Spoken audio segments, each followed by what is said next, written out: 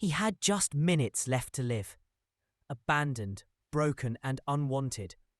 The shelter staff were ready to put him down, believing he was beyond saving. Then, an elderly man walked in and did something no one expected. What happened next left everyone in the room speechless. The cold metal bars of the small shelter cage rattled as Max shifted uncomfortably. His fur, once a proud golden brown, was now dull and matted. He had stopped barking weeks ago. Days had blended into nights, and every morning he watched other dogs wag their tails, running into the arms of happy families, while he was left behind, unwanted, forgotten. The shelter was quieter than usual that morning. Staff moved with heavy hearts, avoiding his cage. Max tilted his head, sensing something was different. A thin beam of light fell across the concrete floor, and the smell of disinfectant filled the air. Deep down he could feel it. Today wasn't like the others. Today, something final was coming. In the staff office, a young volunteer whispered to the head caretaker, her voice trembling. "Are you sure this is it for him?" The caretaker sighed and nodded, glancing at the clock. "We've done everything we can. No one's coming for him. It's time." Back in his cage, Max let out a low, mournful whimper. His paws pressed against the bars, as if he could hold on to life a little longer. The world outside had abandoned him, and all he could do now was wait. The sound of approaching footsteps echoed down the hallway, signaling what he feared was his very last day. Just as the shelter worker reached for Max's leash, the front door creaked open. A soft jingle of the bell announced a visitor. Everyone turned to see an elderly man shuffling in, his worn red cap tilted slightly and a warm, weathered smile on his face. His name was Henry, a widower who lived alone on the edge of town. Henry's eyes scanned the rows of cages, and for a moment he felt a heaviness in his. "I'm looking for a friend," he said quietly to the receptionist. She hesitated, unsure if he was serious. Most visitors wanted puppies or playful dogs, not an old German shepherd with a broken spirit. Then Henry's gaze landed on Max.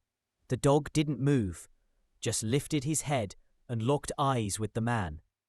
Something unspoken passed between them. Loneliness. Recognizing loneliness. "Can I meet him?" Henry asked, his voice gentle but firm. The caretaker led him to the cage, sliding the door open. Max hesitated, unsure if this was another false hope. Slowly, he simply waited. In that stillness, Max crept closer, his ears twitching, his eyes locked on the man's face, as if searching for something he had lost long ago. Henry whispered, "It's okay. I'm not going to hurt you." His hand remained open, patient. When Max finally pressed his nose against Henry's palm, the old man's heart swelled. It was a simple touch, but it was as if the world shifted for them both, one lonely soul recognizing another. Moments later, Henry scratched gently behind Max's ear.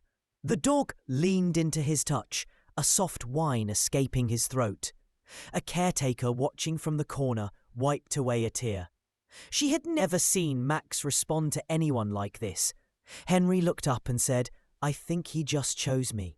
The shelter manager hesitated. "Sir, he's on the list. He's scheduled for tomorrow." Henry's jaw tightened.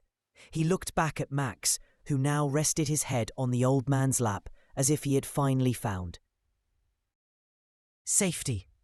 "Then take him off the list," Henry said. "He's coming home with me." Henry carried Max's adoption papers in one hand and the leash in the other, but the dog didn't pull or resist.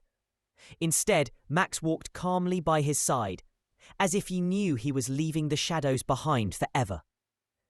The old man's car was small, but Max leaped into the back seat without hesitation, curling up as Henry softly whispered, "You're safe now, buddy. You're going home." The drive was quiet. Only the hum of the engine and the occasional sigh from Max. Henry glanced in the rearview mirror and caught the dog watching him with soulful brown eyes. "We're going to take care of each other," he said with a smile. The dog's tail gave the slightest wag, a silent promise of trust. When they arrived at Henry's cozy little house, Max sniffed the porch and cautiously stepped inside. He explored every corner, then returned to Henry. Sitting close enough that his fur brushed the man's leg, Henry Chew, lowering himself to the floor to meet the dog at eye level.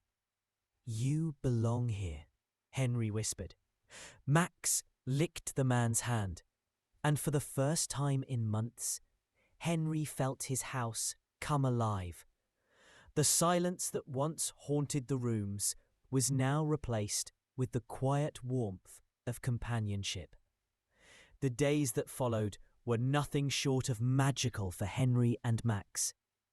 At first, Max was cautious, sleeping curled up in the corner of the living room, as though he feared being sent away. But Henry never rushed him. He spoke softly, offering gentle pats and leaving treats on the floor, allowing Max to come closer at his own pace. By the third morning, Henry woke to find Max at the foot of his bed, his head resting on the quilt. The dog's eyes were half closed, but when Henry reached out to scratch behind his ears, Max's tail thumped gently against the sheets.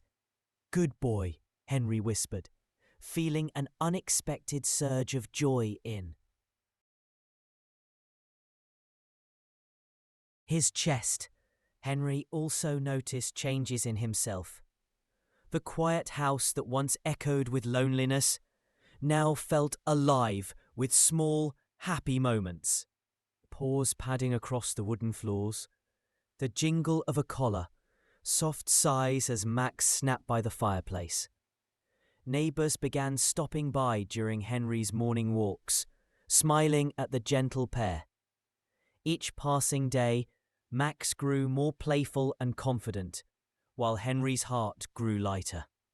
Together, they were healing, two souls that had been abandoned by the world, but had now found each other. One chilly evening, as Henry prepared dinner, he noticed Max pacing near the front door, whining softly.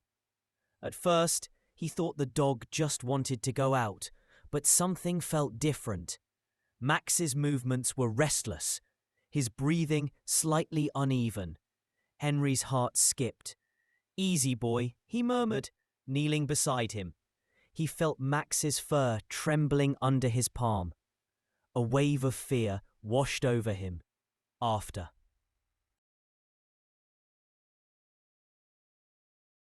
everything they had been through, he couldn't bear the thought of losing his new companion. Without hesitation, Henry called the local vet, his voice shaking. "Something's wrong with Max. Please, can you come?" Within 20 minutes, the vet arrived, kneeling on Henry's living room floor. After a quick examination, she offered a reassuring smile. "He's not in danger," she explained gently. "He's just anxious. He's still adjusting. It's like he's afraid this happiness won't last." Henry's chest tightened. He realized Max wasn't just healing physically. His heart still carried scars of abandonment. That night, Henry stayed by Max's side on the living room floor, whispering stories and promises that he would never let him go. Slowly, Max's eyes closed and his breathing steadied. Henry knew then that trust wasn't given, it was earned, and he would spend every day proving to Max that he was home for good. The following morning, Henry woke to find Max curled up against his